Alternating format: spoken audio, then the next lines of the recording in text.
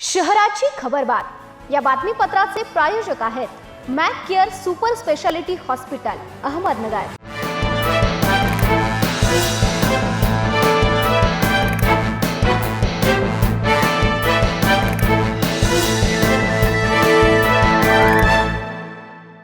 नमस्कार, मी साक्षी न्यूज 24 सह्याद्रीमध्ये तुमचं स्वागत।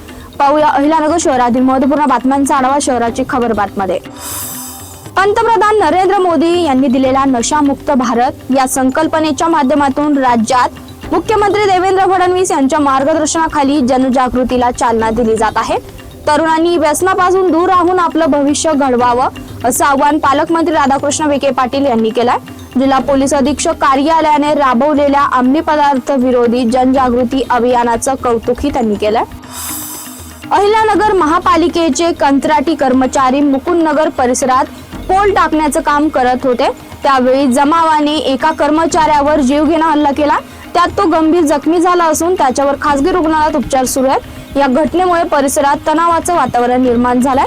धीरज परदेशी असे हल्ला झालेल्या कर्मचाऱ्याचं नाव आहे। पोलिसांकडून मिळालेली माहिती अशी की महापालिकेचे कर्मचारी शुक्रवारी दुपारी मुकुंदनगर परिसरात पथदिव्यांचं पोल टाकण्याचं काम करत होते। त्यावेळी काही कंत्राटी कर्मचारी बरोबर होते। पोल टाकण्याचं काम सुरू असताना जमावाने अचानक कंत्राटी कर्मचारी धीरज परदेशी याच्यावर हल्ला केला। या हल्ल्यात धीरज परदेशी गंभीर जखमी झाले असून त्यांच्यावर खासगी रुग्णालयात उपचार सुरू आहे। विधिमंडळ अंदाज समितीने दुसऱ्या दिवशीही शुक्रवारी अधिकाऱ्यांची बैठक घेतली। प्रत्येक विभागांबाबत दाखल झालेल्या तक्रारीचा आधार घेत तसेच कामातील अनियमितता बघून तुम्ही सक्षम अधिकारी नाही, तुमची विधिमंडळ सचिवांपुढे साक्ष लावू असा दमवजा इशारा देत समितीने बहुतांश अधिकाऱ्यांना धारेवर धरलाय। त्यावेळी सर्वच विभाग प्रमुख टेन्शनमध्ये आले। दरम्यान समितीमधील काही सदस्यांच्या स्वीय सहायकांच्या रात्री खेळ चाले सुरू असल्याची चर्चा अधिकारी व कर्मचाऱ्यांमध्ये सुरू आहे। शासकीय विश्रामगृहाकडे फिरकू नका, नियमांच्या बाहेर जाऊन कोणतेही काम करू नका असा सल्ला देखील एका विभागाच्या वरिष्ठ अधिकाऱ्यांनी काहींना दिलाय।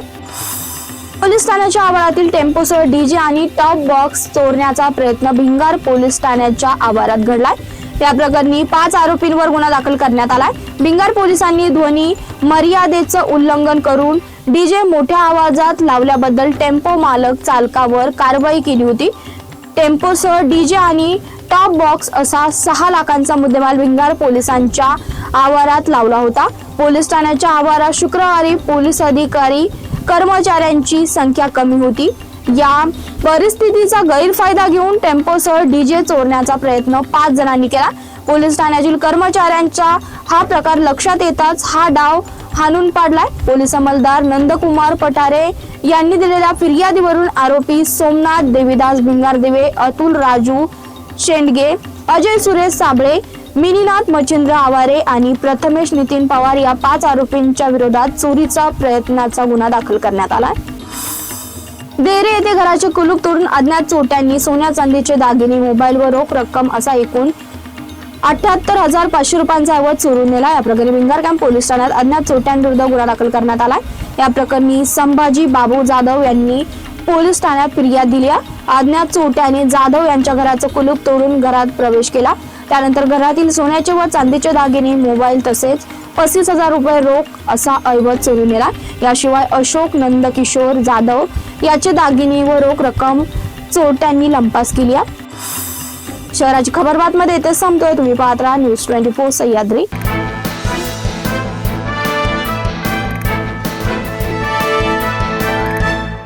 शहराची खबरबात या बातमीपत्राचे प्रायोजक होते Mac care super speciality hospital Ahmednagar.